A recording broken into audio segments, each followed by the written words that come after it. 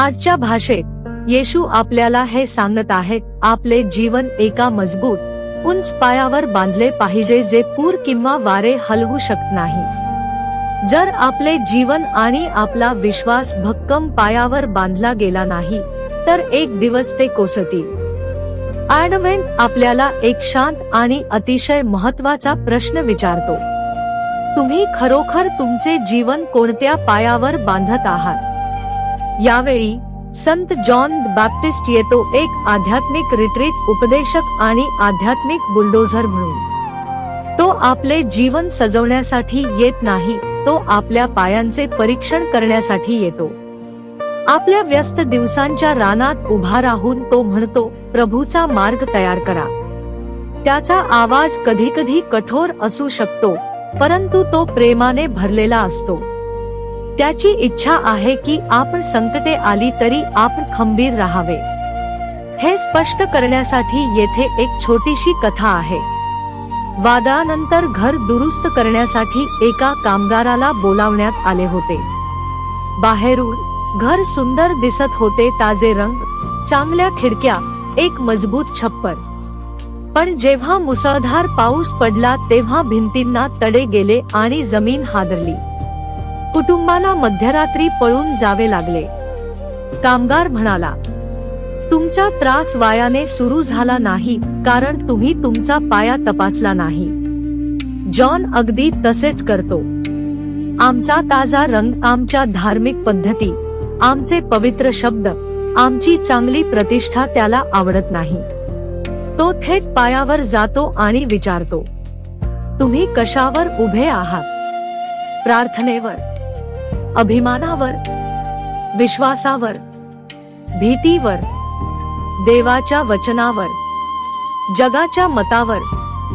जर पाया कमकुवत असेल तर भिंती सजवणे प्रेम नाही। खरे प्रेम म्हणजे पाया स्वच्छ करून आणि पुन्हा सुरुवात करून नवीन सुरुवात करणे। जॉन हा ख्रिसमसच्या आधी देव पाठवतो, तो शक्तिशाली उपदेशक आहे। दुसऱ्या संधींचा संत जे म्हणतात, मी नंतर बदलेन, जे विचारतात, मला माफ करा, मी कुठे चूक केली, मी हे कसे दुरुस्त करू शकतो, अशा लोकांचा संत जो विचारतो, मला माफ करा, मी कुठे चूक केली, मी हे कसे दुरुस्त करू शकतो, तो बंद दरवाजे उघडण्यास, जुन्या जखमा भरण्यास आणि नातेसंबंध नूतनीकरण करण्यास मदत करतो। जॉन हा एक आध्यात्मिक बुलडोझर देखील आहे, परंतु आपल्या समाजात गरीब आणि दुर्बलांना अन्यायपणे चिरण्यासाठी वापरल्या जाणाऱ्या बुलडोझर सारखा नाही। ते घरे आणि जीवने उद्ध्वस्त करतात। जॉनचा बुलडोझर दुर्बलांना देवाकडे जाण्याचा मार्ग मोकळा करतो। येशू स्वतः खरा बांधव आहे। तो लोकांना तोडत नाही, तो लोकांना तोडणारी कारणे तोडतो। पाप, द्वेष, अन्याय, निराशा या गोष्टी लोकांना तोडतात। जेव्हा पाया स्वच्छ असतो तेव्हा आपण उच्च, अधिक मजबूत पायावर कसे बांधू शकतो? येशूने आपल्याला मजबूत पाया दिला आहे आणि त्यांचे पालन करण्यासाठी आगमन हा सर्वोत्तम काळ आहे। वैयक्तिक प्रार्थना, दररोज देवाशी बोला। प्रार्थना देवाचे प्रेम आणि आपले प्रेम एकत्र करते। विश्वास, जीवन अस्पष्ट असतानाही येशूवर विश्वास ठेवा। दैनिक शास्त्र वाचन, हे देवाचे प्रेमपत्र आहे।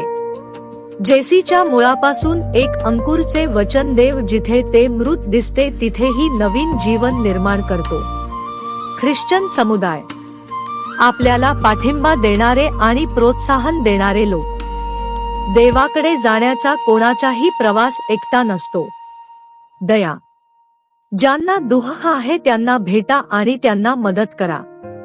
शांतता आणि ध्यान, देवाचा आवाज ऐकण्यासाठी दररोज काही मिनिटे बाजूला ठेवा। संयम, धैर्य आणि नम्रतेने संबंध पुन्हा स्थापित करा। आशा आणि आनंद, देवासोबत आपण नेहमीच नवीन सुरुवात करू शकतो। सेवा, आपला वेळ, प्रतिभा आणि संसाधने वापरा देवाच्या कार्यासाठी, विशेषतः ज्यांचे जीवन उद्ध्वस्त झाले आहे त्यांच्यासाठी। गेल्या आठवड्यात आपण नवीन धार्मिक वर्ष सुरू केले. आध्यात्मिकदृष्ट्या हे आपले खरे नवीन वर्ष आहे. नवीन संकल्प करण्याची वेळ, अधिक प्रार्थना करणे, अधिक प्रेम करणे, वेगळे जगणे. आता आगमनाचा हा प्रारंभिक काळ विशेषतः जॉन बॅप्टिस्ट सारखा आहे. कल्पना करा की तो तुमच्या हृदयाच्या वाळवंटात पवित्र बुलडोझर घेऊन उभा आहे. तो तुमच्या कमकुवत जागा पाहतो आणि प्रेमाने म्हणतो, चला हे साफ करूया. आता सुरुवात करूया. नंतर नाही गाता. संदेष्टा यशया म्हणतो, येशीच्या मुळातून एक अंकुर निघेल. जिथे ते मृत दिसते तिथे नवीन जीवन उदयास येईल. बदल येईल. एक नवीन सुरुवात सुरू होईल. या आगमनात आपण केवळ वाढदिवसाच्या मुलासाठीच नव्हे तर पुन्हा वैभवात येणाऱ्या राजासाठी देखील तयारी करूया. देवाने आपल्यातील कमकुवतपणा आणि खोटेपणा दूर करूया आणि त्याला आपले जीवन अशा मजबूत पायावर बांधण्यास मदत करूया की कोणताही वारा हलवू शकत नाही.